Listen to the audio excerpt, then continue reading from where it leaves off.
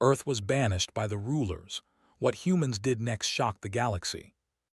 Across the world, governments had been receiving strange messages from deep space, but most dismissed them as anomalies or technical errors. No one had expected the largest and most powerful organization in the galaxy, the Galactic Council, to take direct action against humanity. By midday, massive shadows appeared in Earth's orbit. Ships unlike anything humans had ever seen hovered above every major city.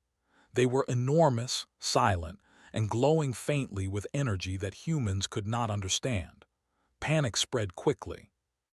News channels broadcast images of these alien vessels, showing a presence that dwarfed even the largest space stations ever built. People ran into the streets, their eyes glued to the skies, as sirens and alarms echoed around the world. Inside the United Nations headquarters in New York, leaders and scientists gathered in a massive conference room. The room, usually filled with routine paperwork and polite debates, was now alive with tension. Ambassador Lee, representing the UN's Combined Earth Council, stood at the front, her voice steady but tense. "They're here," she said. "The council has arrived." No one spoke for a moment. The sheer scale of the alien ships made words seem trivial. Then the communications officer activated a holographic screen. On it appeared the council's representatives, tall, elegant beings, their features unlike anything human had seen. Their eyes, large and reflective, seemed to look directly into the minds of everyone in the room. A voice, calm but powerful, filled the chamber. "People of Earth," it began, "the Galactic Council has observed your species for many cycles. Your actions, your conflicts, and your unpredictability have become a threat to the balance of the galaxy. We have decided that Earth is to be banished from all galactic territories effective immediately." Gasps filled the room. "Banished from the galaxy."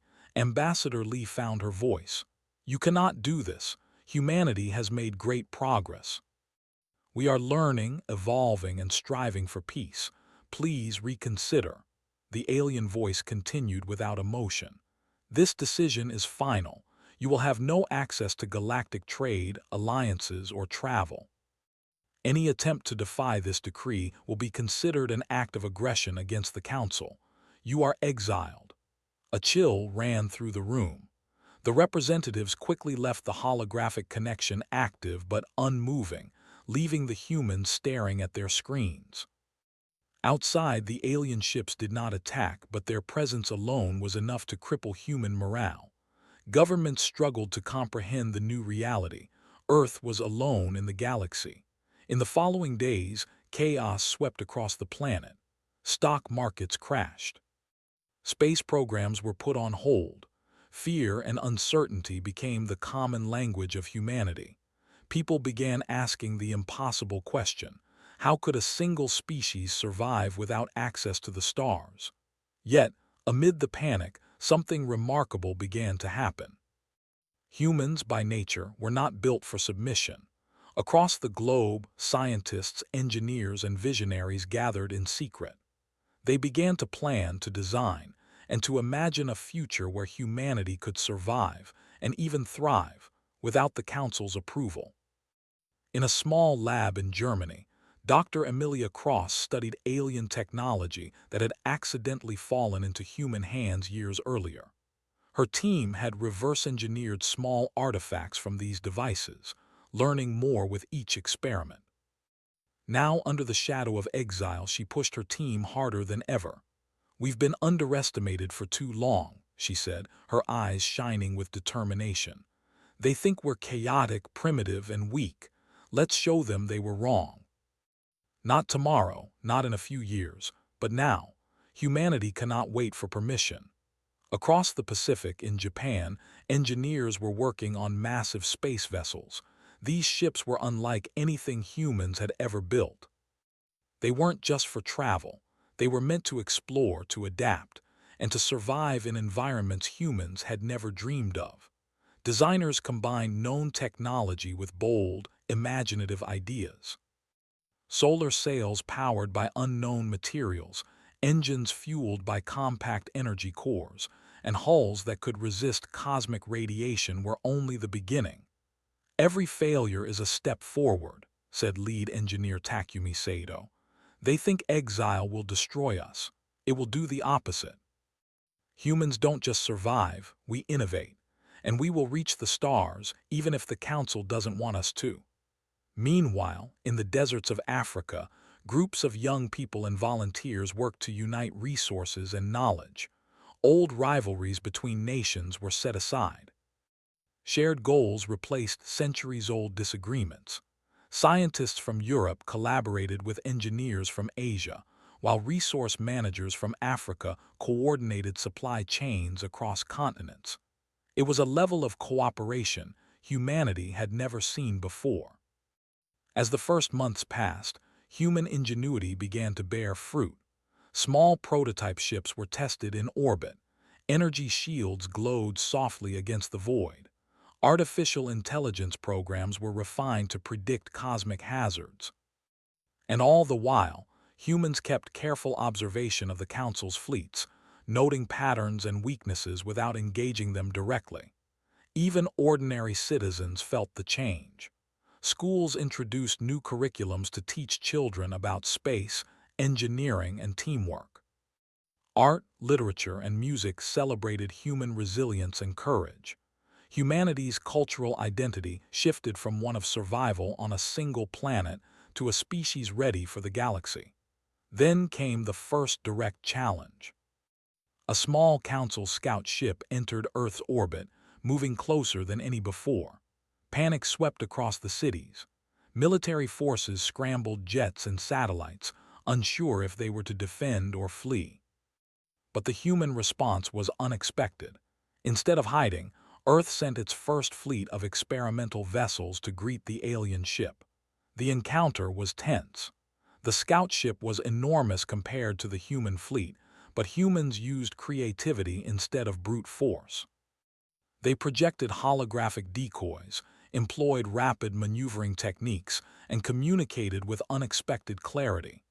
The scout ship, observing this behavior, transmitted data back to the Council. Earth was more capable than they had anticipated. Back in New York, Ambassador Lee watched the reports with a mixture of relief and awe.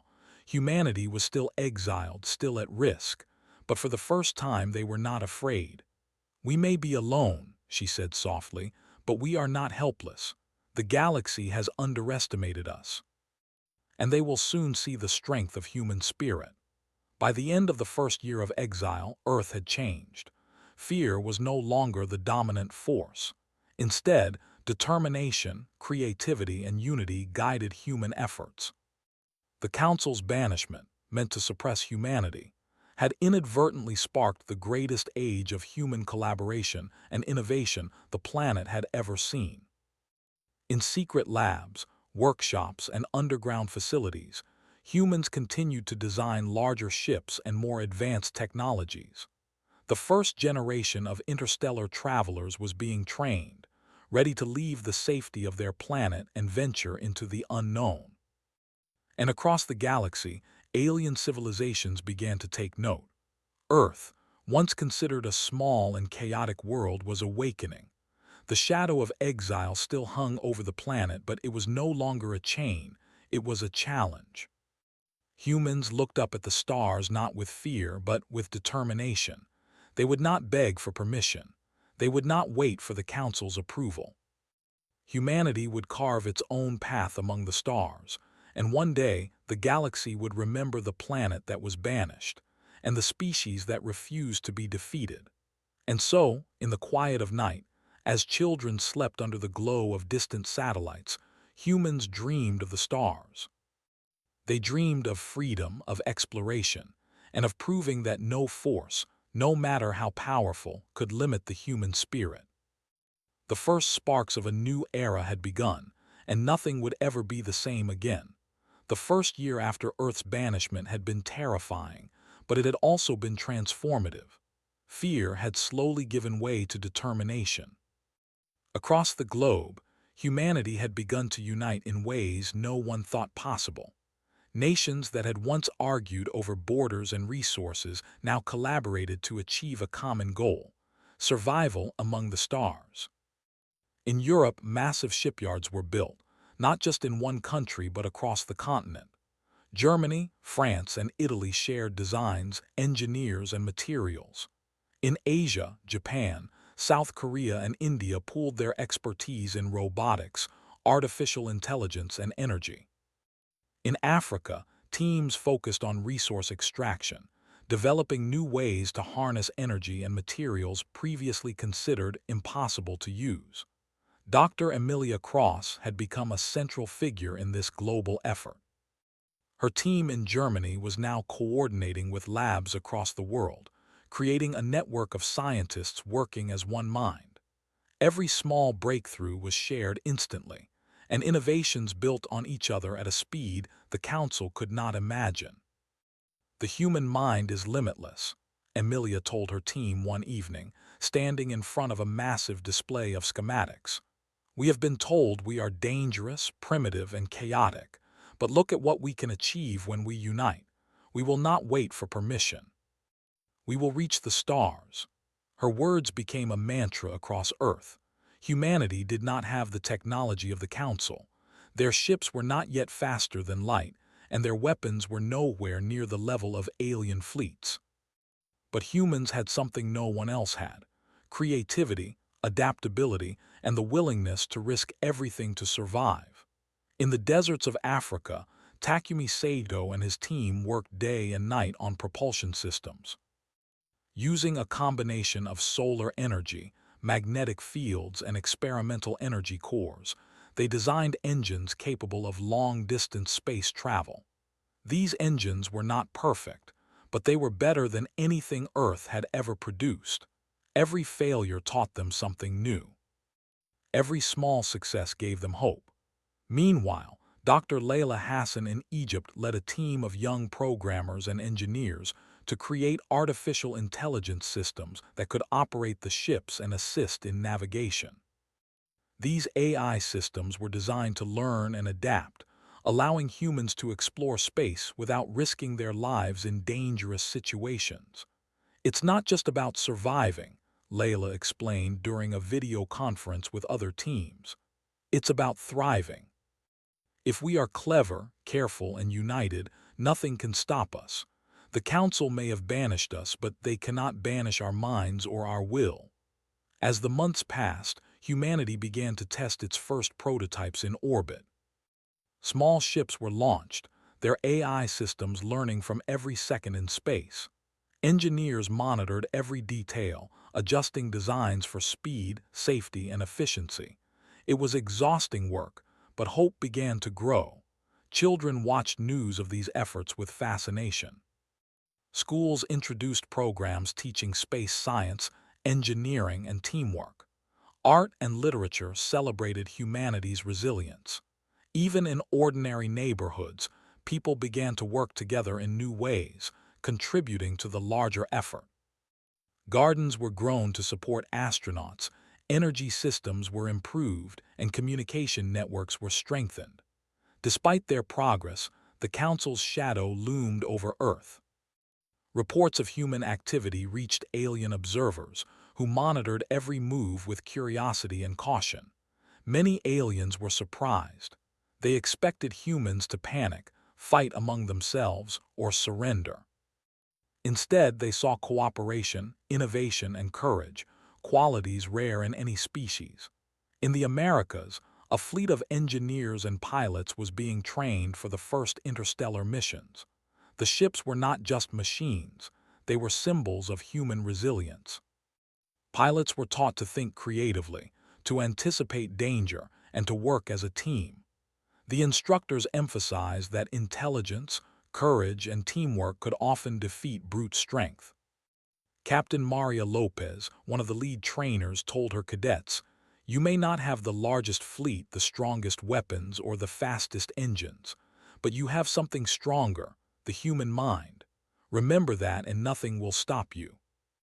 As the fleets trained, humans began experimenting with alien technology captured in previous encounters. Small fragments of alien ships and devices were studied and integrated into human designs. The combination of human innovation and alien science created machines unlike any other in the galaxy. One evening, high above Earth, a young engineer named Arun Patel made a discovery that would change the course of human exploration. Working late in a quiet lab in India, he found a way to use magnetic fields and solar energy to create a propulsion system capable of rapid acceleration. It was risky, untested, and dangerous, but it could allow humans to travel further than anyone had imagined. When he presented the idea to the International Council of Engineers, the room was silent. Then Emilia spoke. "This is exactly what the Council fears. They cannot control us. They cannot stop us. Let's make it happen." Months later, the first ships equipped with Arun's engines were tested in orbit. The engines hummed with energy as the vessels accelerated at incredible speeds. For the first time, humans felt the thrill of true spaceflight beyond Earth's orbit. They were still far from matching the Council's technology, but their confidence soared. Humanity's efforts did not go unnoticed. Across the galaxy, smaller alien civilizations, those oppressed or ignored by the Council, began to hear reports of human ingenuity. Some were curious. Others were suspicious. But all realized one thing: humans were not to be underestimated. Back on Earth, ordinary citizens began to take pride in their species in a new way. People who had never studied science or engineering contributed in other ways. Farmers supplied food for the engineers and astronauts. Artists created motivational works. Teachers inspired students to learn more and work harder. Every action, no matter how small, contributed to humanity's growing strength. Yet, the Council still watched. Messages arrived through cosmic channels, warning humans to cease their activities. "Do not provoke the Council," one message said. "Your actions are reckless." Humans, however, were no longer afraid. In a secure command center in the Pacific, leaders of the global effort discussed their response. Ambassador Lee spoke first. "They think fear will stop us. It won't. Humans do not surrender. If they want obedience, they are mistaken. We will continue. We will build. We will explore. And one day, we will show them what humanity can do." The Council underestimated the human ability to adapt, cooperate, and innovate. They assumed fear and chaos would destroy humanity. Instead, banishment had united the planet in ways no one could have predicted. By the second year of exile, Earth had achieved what many had thought impossible. Ships capable of long-range travel were ready for testing. Artificial intelligence systems could navigate unknown space. Engineers and scientists worked seamlessly across continents, sharing knowledge and designs. Humanity was no longer a single planet. They were becoming a species ready for the stars. The first mission beyond the Banished zone was planned. A small fleet of ships would leave Earth's orbit, carrying supplies, scientists, and engineers. Their goal was to explore, gather resources, and test the limits of human innovation. It was dangerous. It was uncertain. But it was necessary. On the eve of the launch, Captain Maria Lopez addressed the crew of the First Fleet. "Tomorrow, we take the first step into a larger universe. We do not go as conquerors, but as explorers. We do not seek approval, but we do seek to prove what humanity can achieve. Remember, courage, intelligence, and unity are our greatest weapons. Trust yourselves and trust each other. The galaxy will watch us, and they will be amazed." When the fleet launched, it was a moment unlike any other in human history. People across the world watched on screens, holding their breath as the ship soared into the sky. The engines glowed with a bright, determined light.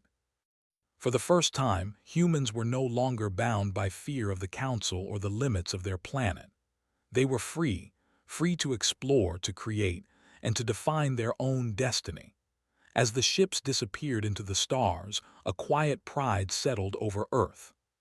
Humanity had faced exile and danger, but it had not broken. It had risen from fear and uncertainty, forging unity from chaos. And somewhere in the galaxy, observers began to take notice. A species once dismissed as dangerous and primitive was becoming something extraordinary. Humanity was no longer just a planet, they were a rising force. The fleet that had left Earth's orbit was now deep in space, moving beyond the boundaries of the Banished zone. For the first time in human history, they traveled where no human had ever gone. The stars stretched infinitely in every direction, a vast darkness illuminated by distant suns. The ships glided silently, their engines humming steadily as humans watched the galaxy unfold before them. Captain Maria Lopez commanded the lead ship, Dauntless. She had trained her crew for this moment for years. Every pilot, engineer, and scientist knew the risks, yet there was no fear, only focus and determination. The first mission was not a conquest. It was a test, a chance to explore, gather resources, and demonstrate that humans could survive and thrive even when exiled. "We are leaving the shadow of Earth behind," Maria said to her crew during a briefing. "The galaxy will not wait for us. We must be clever, cautious, and prepared. Remember, our strength is not in our weapons alone, but in our minds, our teamwork, and our creativity. Stay alert, trust each other, and above all, survive." The journey was quiet at first. The humans collected data, observed cosmic phenomena, and tested their ship systems. The artificial intelligence programs worked flawlessly, analyzing hazards and providing recommendations faster than any human mind could. Crew members marveled at the beauty of nebulae, the brilliance of distant stars, and the strange glow of planets they had never seen. Yet, even in the silence of deep space, danger awaited. Weeks into their mission, the fleet detected an anomaly on their scanners, an unidentified vessel approaching at high speed. It was unlike anything humans had seen before. Its surface was smooth and metallic, reflecting starlight like a dark mirror. It moved with purpose, and its sensors were trained on the human fleet. The crew held their breath. This was the first contact with an alien force since their exile, and no one knew if it would be friendly or hostile. Captain Lopez activated the communication array. "This is Captain Maria Lopez of the human expedition. We mean no harm. Identify yourself." The vessel responded not with words but with sudden movements. It split into smaller ships, encircling the human fleet with precision. Weapons glowed faintly along its hulls. The humans had not expected hostility, but the situation was clear. They were under threat. "Prepare for defensive maneuvers," Maria shouted. "Stay calm and follow protocol."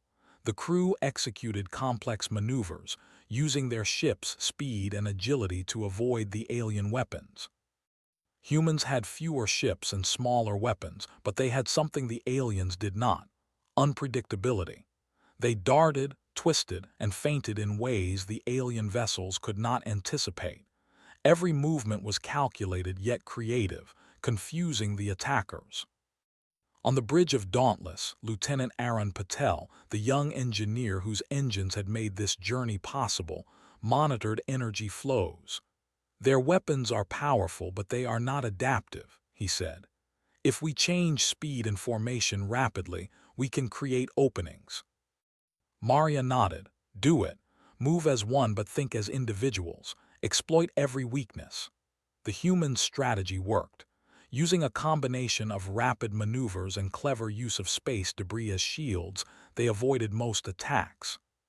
Small energy bursts from their ships disabled a few of the alien vessels, not with brute force, but by overloading circuits and confusing the enemy's targeting systems. The alien commander observed, puzzled.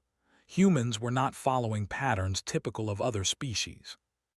They were improvising, adapting, and using the environment in ways the Council had never predicted. One by one, the alien ships began to retreat, unwilling to risk further losses against this strange and unpredictable species. When the battle ended, the human fleet was victorious, though exhausted. No lives had been lost, and the ships were intact enough to continue their mission.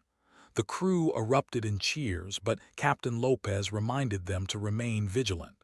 "This was only the beginning," she said. "We have proven we can survive, but the galaxy is larger and more dangerous than we imagined. Never underestimate what may come next." The encounter had consequences beyond Earth's fleet. Across the galaxy, alien civilizations monitored the skirmish. Many were astonished. A species they had thought primitive had defeated an organized, technologically superior force. Rumors spread. Humans were clever, resilient, and dangerous in ways no one had predicted. Meanwhile, the humans pressed on. The victory gave them confidence, but also a sense of responsibility. They were not conquerors, but explorers.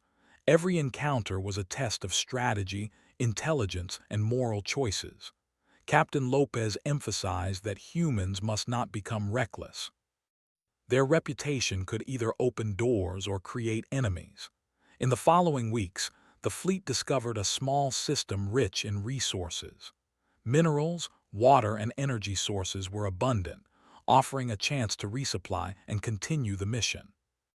The crew set up automated mining operations and tested the first human-designed colonies in microgravity environments.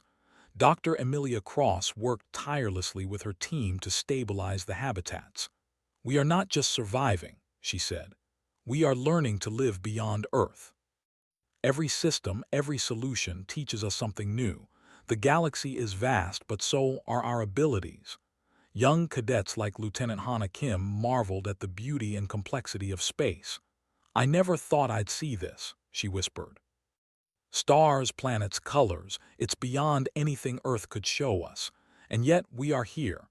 We are making a place for humanity among the stars." The mission continued with caution. The fleet mapped new routes, studied alien systems, and avoided areas dominated by the Council. Humans learned quickly. The galaxy was not empty and not all species were friendly. But with each challenge, they adapted, improved, and became stronger. One day, while exploring a dense asteroid field, the fleet encountered another alien vessel. This one was larger, with advanced shields and energy weapons. Unlike the previous encounter, these aliens tried to communicate, their signals complex but structured. Captain Lopez allowed Dr. Cross to analyze the signals. "They may not be hostile," Emilia suggested. "Or they may be testing us. Either way, we need to respond carefully." Using their AI systems, humans decoded part of the message. It was a warning. The Council had sent forces to monitor exiled species, and any perceived interference could provoke retaliation.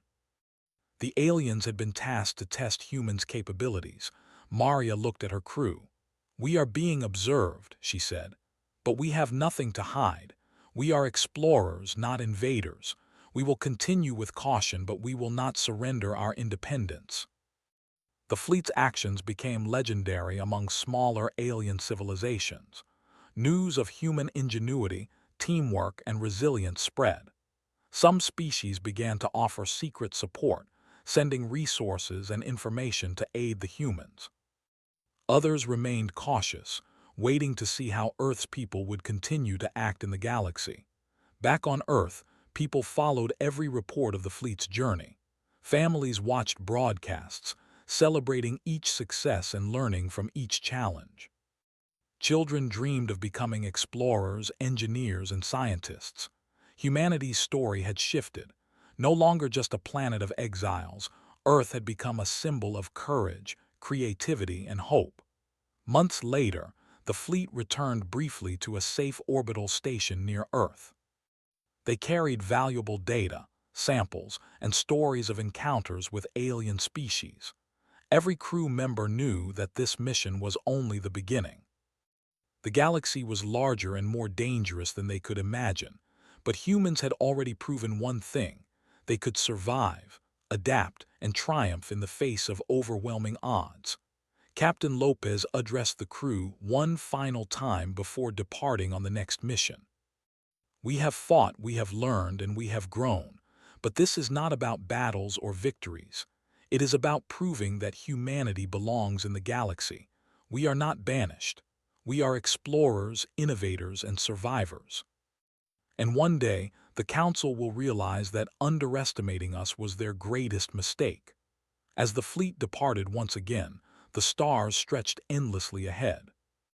Humans had faced their first real test, and they had not only survived, they had shown that their creativity, courage, and unity were forces no one could ignore. The galaxy had taken notice, and humanity's journey had truly begun. The first contact had been a warning. The first strike had been a lesson. And humanity, rising from the ashes of exile, was ready for whatever the universe could throw at them next. The human fleet had traveled farther than anyone had imagined. Systems once considered unreachable were now within their grasp. Every mission brought new discoveries, challenges, and lessons. Yet, the greatest challenge was not surviving the stars. It was understanding the other civilizations that inhabited them. Captain Maria Lopez had learned a valuable lesson during the first encounter with alien forces. Humans were clever and resilient, but the galaxy was vast and full of unknown dangers. Alone, Earth could survive for a time, but lasting influence required alliances. Humanity needed friends, not only for trade or resources, but for knowledge, protection, and shared purpose. Weeks into a mission near the Vera Expanse, a remote cluster of star systems far from the Council's watchful eyes, the fleet detected a distress signal. It came from a small planet covered in dense forests and jagged mountains. The signal was weak, almost imperceptible, but human sensors could detect it. "Captain, this is unusual," Lieutenant Aaron Patel said from the control deck of Dauntless. "The signal is automated, likely generated by a planet-based system, but it's definitely a call for help." Maria studied the readings. "Let's proceed with caution. We don't know what we'll find, but humans don't ignore cries for help. Prepare a landing team." The fleet descended toward the planet, careful to avoid detection from nearby systems. As they approached, the planet's surface revealed signs of intelligent life. Cities built into cliffs, glowing energy grids, and what appeared to be defensive turrets. It was clear the inhabitants had advanced technology, though less sophisticated than the Council's standards. When the humans landed, they were met by beings unlike any they had encountered before. Tall, thin creatures with elongated limbs and bioluminescent skin moved cautiously toward the newcomers. Their eyes reflected curiosity and fear in equal measure. Maria stepped forward, raising her hands in a gesture of peace. "We come in friendship," she said. "We saw your signal and want to help. We mean no harm." The aliens hesitated, communicating in a series of musical tones and gestures. After a tense moment, one stepped forward, translating through a device that emitted the tones as human language. "We are the Elysians. Our world has been attacked by mercenaries seeking our resources. We cannot defend ourselves alone." Maria nodded. "We can help, but we also want to learn from you. We are explorers, not conquerors, allies, not invaders." The Elysians led the humans to their command center, where holographic displays showed the extent of the attacks.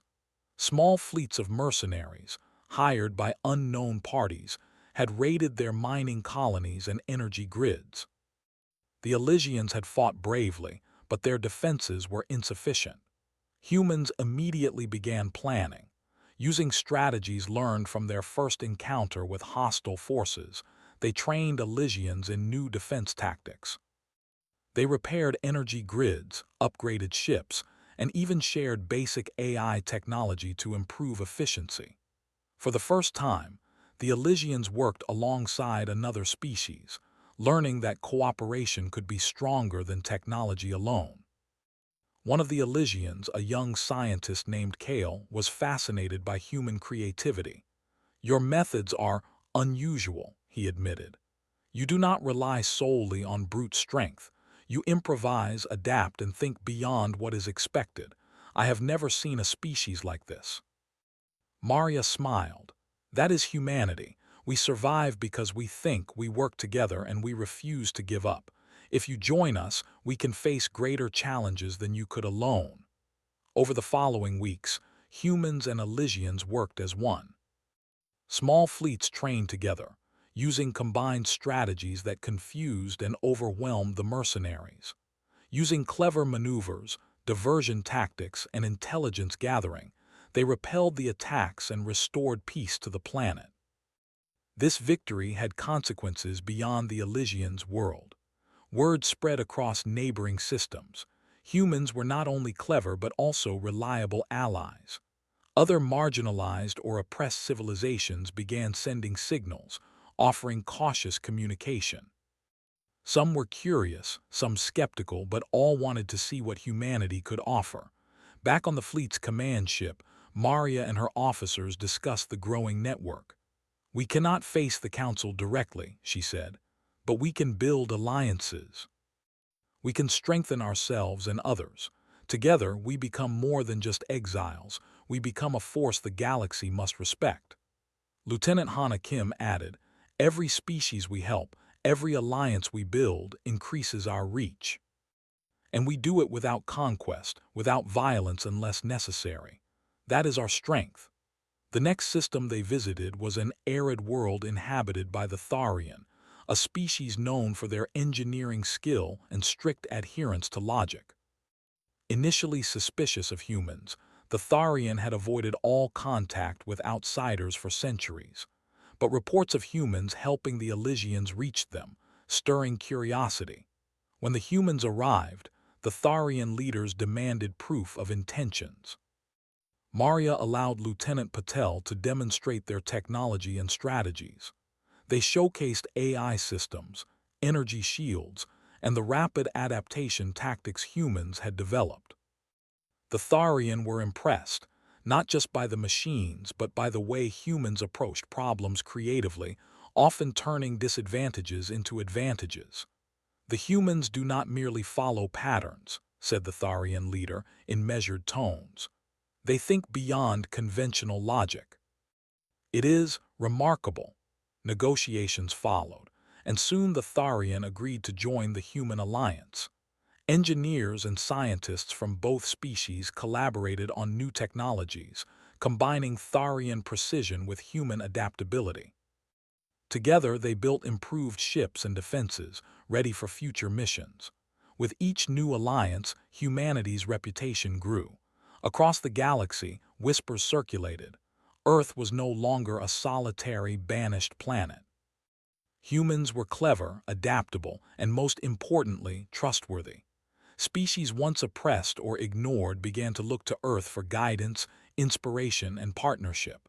Meanwhile, back on Earth, children learned about the successes of the fleet. Schools taught not only science and engineering, but also the importance of cooperation, diplomacy, and ethics. Artists celebrated the stories of human explorers helping other civilizations. Humanity was not just surviving, it was inspiring hope across the stars. Captain Lopez realized the importance of patience and diplomacy. "Strength is not only in battle," she told her crew. "It is in listening, learning, and teaching.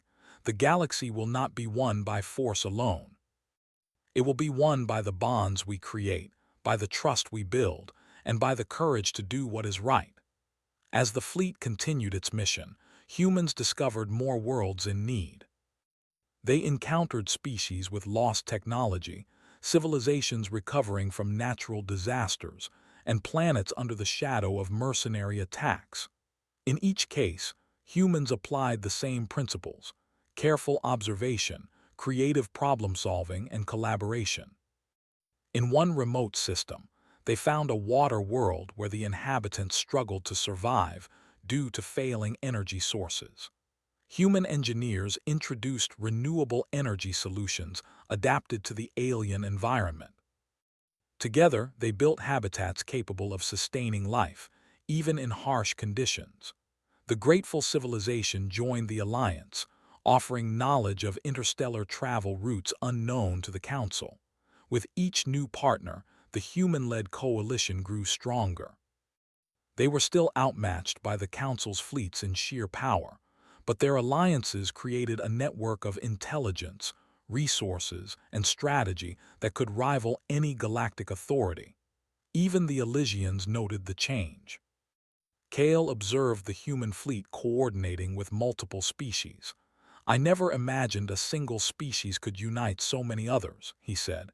"You are not conquerors. You are leaders in a way the galaxy has never seen." Maria nodded. "Leadership is not about domination. It is about guidance, trust, and example. We show that cooperation is stronger than fear." As months turned into years, the human fleet became a symbol of hope and resilience. The Council's banishment had been intended to weaken humanity, but it had achieved the opposite. Earth's people had adapted, innovated, and built connections across the galaxy. Every success inspired the next generation, teaching humans and their allies that unity, courage, and intelligence were more powerful than weapons or fleets. The fleet's next goal was ambitious: to explore the edge of the Council's territory without provoking them, seeking allies and knowledge that could one day allow humans to return as equals. Each new world, each new civilization, added strength and insight. Humanity was no longer just surviving, they were shaping the galaxy in ways no one could have predicted. Captain Lopez stood on the bridge of Dauntless, looking at the stars. "We have come far," she said. "We have found allies where none were expected, and together we have achieved what no one thought possible. The Council may have banished us, but we have risen, and one day the galaxy will remember the species that refused to be defeated." The stars stretched endlessly ahead. Humanity had learned that strength alone was not enough. Wisdom, creativity, and trust were equally vital. And as their coalition continued to grow, the human-led fleet prepared for the challenges that awaited at the far reaches of the galaxy. For the first time since exile, humans were not just surviving, they were leading. And the galaxy, once indifferent or hostile, began to notice a new force, a species that had risen from exile to become a beacon of hope, ingenuity, and unity. The human fleet had grown larger than anyone had imagined. Once a small group of experimental ships leaving Earth's orbit, it was now a coalition of species, united by trust, shared purpose, and the ingenuity of humanity. Ships from Earth, Elysians, Tharian, and other allied civilizations moved together, gliding through the stars with a purpose. Captain Maria Lopez stood on the bridge of Dauntless, watching the approaching systems with careful attention. "We are entering the edge of Council territory," she said. "All sensors must be active. Every crew member must be alert. We do not seek war, but we will not be intimidated." The Council had long believed humanity to be weak, chaotic, and incapable of serious interstellar strategy. Their banishment had been intended to isolate and weaken the species. Yet Earth had proven otherwise. Humans had survived, adapted, and thrived. They had built alliances, formed networks, and developed strategies that rivaled even the most advanced fleets in the galaxy. Reports of human ingenuity had spread far and wide. Even those loyal to the Council had begun to whisper doubts. Could a species once dismissed as dangerous and primitive truly challenge the order of the galaxy? As the fleet approached the edge of Council space, an alert sounded on the bridge. Sensors had detected multiple Council patrols ahead. Ships of immense size, bristling with weapons and shields, were moving to intercept the human coalition. "Captain, they know we are here," Lieutenant Aaron Patel said. "We cannot outrun all of them. They outnumber us and outgun us." Maria took a deep breath. "We do not fight with numbers alone," she said. "We fight with intelligence, strategy, and unity. Prepare for a defensive formation. Focus on coordination with our allies. Remember what we have learned. The galaxy underestimates humans, and that is our advantage." The first contact was tense. Council ships moved with precision, demanding compliance. Communications channels opened, projecting the calm, authoritative voice of the Council's representative. "Humans, you were exiled for your own safety," the voice said. Return to your planet and accept your place. Resistance is futile. Maria's voice was steady. We do not seek conflict, but we will not be intimidated or controlled. Humanity has survived banishment, learned to thrive, and built alliances. We have proven that strength comes not from domination, but from intelligence, courage, and unity. We are no longer isolated, and we will not return. The Council's fleet hesitated, surprised by the human response. Their attacks had been designed to enforce fear and submission, not to engage in prolonged battles with a species they considered weak. Humans, however, had a different approach. The coalition fleet moved with coordination that astonished the Council. Humans and their allies used diversion tactics, rapid formations, and clever maneuvers that disrupted enemy targeting systems.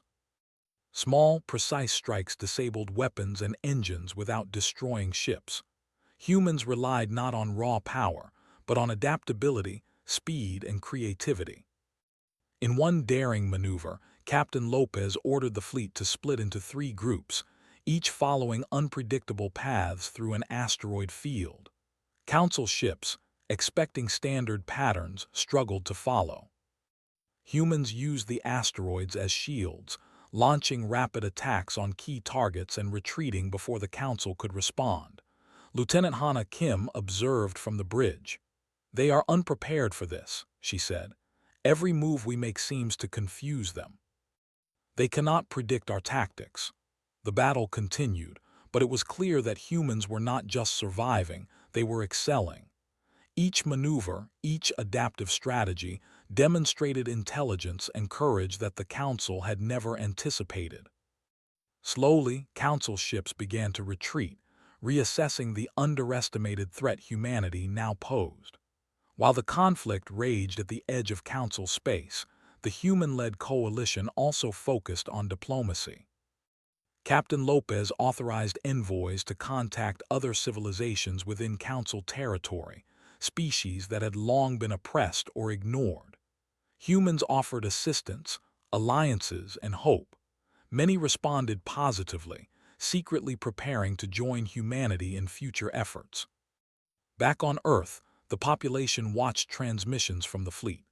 The stories of bravery, intelligence, and cooperation inspired awe and pride. Humanity had risen from banishment not by conquest, but by courage, creativity, and unity. Children across the world dreamed of joining the fleet, learning that the greatest victories came from cooperation and intelligence rather than fear and violence. In the midst of the campaign, Dr. Amelia Cross and her team worked tirelessly on technological improvements. New AI systems were integrated, adaptive shields were enhanced, and propulsion systems were refined for faster maneuvers. Every innovation gave the fleet an edge, proving that human ingenuity could rival even the most advanced alien civilizations. The Elysians, Tharian, and other allies marveled at human strategy. Kale, the Elysian scientist, observed the coordinated maneuvers of human pilots. "You do not merely respond," he said. "You anticipate, you adapt, you turn disadvantages into advantages." "This is unlike any species I have known," Maria smiled. "That is the human spirit. We survive, we learn, and we innovate. Every challenge teaches us something new." As months passed, humans continued their campaign at the edges of Council space. They were careful not to provoke full-scale war, but each encounter demonstrated that the Council could no longer underestimate them. Humanity's rise was not built on fear or destruction. It was built on intelligence, courage, and cooperation. Then came the decisive moment. A Council fleet, larger than any previously encountered, moved to block the human coalition from reaching a strategic system rich in resources and knowledge. The Council intended to test humanity one last time, to see if they could be forced into submission. Captain Lopez gathered her officers. "This is the culmination of everything we have learned," she said.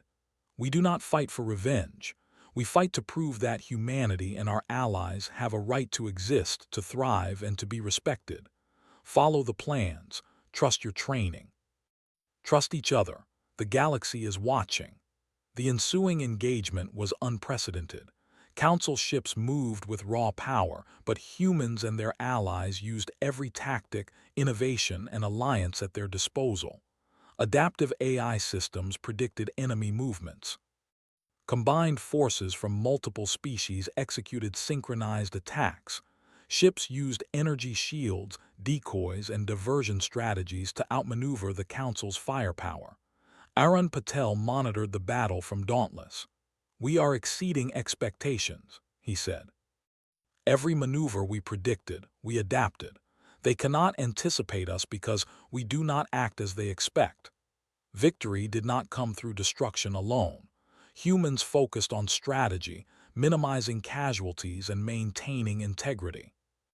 Slowly, the Council fleet began to withdraw, realizing that humanity and its allies had achieved the impossible: survival and strength without domination.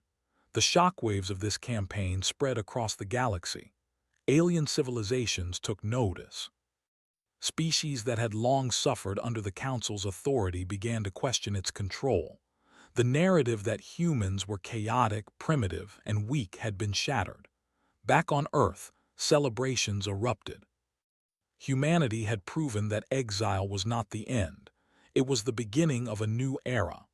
Leaders addressed the public, emphasizing that victory came not from violence, but from courage, intelligence, and unity. Every success inspired the next generation to innovate, explore, and reach further into the stars. Ambassador Lee addressed a global audience. "Humanity has faced exile, danger, and doubt. We have overcome all of them, not by force alone, but by intelligence, creativity, and cooperation. The galaxy has learned what we have always known.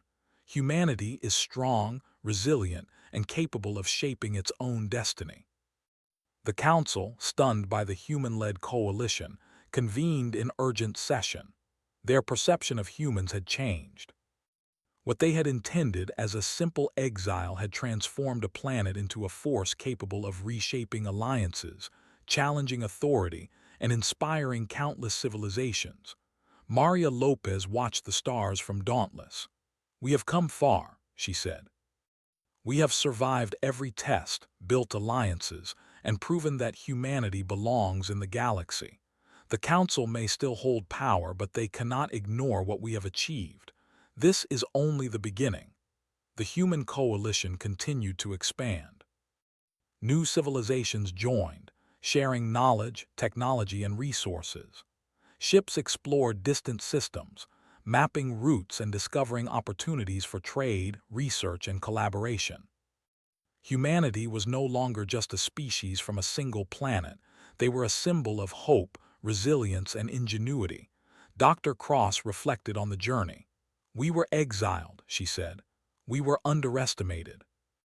Yet through cooperation, creativity, and determination, we have not only survived, we have thrived. The galaxy will never forget the species that turned exile into opportunity."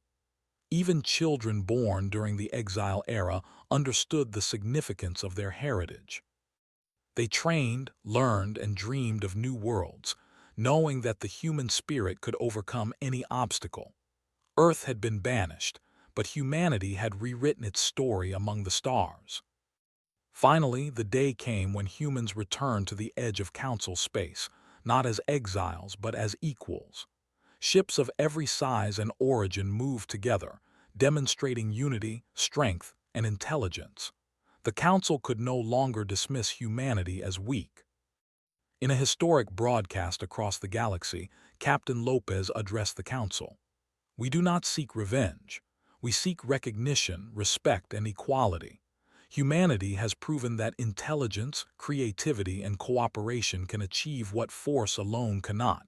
We are no longer exiles. We are explorers, innovators, and partners in the galaxy. Underestimating us was your greatest mistake." The galaxy listened. Civilizations long ignored began to demand fair treatment. The Council, once unquestioned, faced a new reality. Humanity had changed the balance of power not by conquest, but by courage, intelligence, and unity. The stars stretched endlessly ahead, full of possibilities. Humans had faced banishment, survived hostile encounters, and built alliances across the galaxy. They had proven that a single species, underestimated and exiled, could rise to become a force of hope, creativity, and inspiration. Humanity's story had begun with fear and uncertainty, but it ended in triumph. The galaxy would remember Earth, not as a planet banished, but as the birthplace of a species that refused to be defeated, that thrived through intelligence, courage, and unity, and that reshaped the cosmos through the power of the human spirit.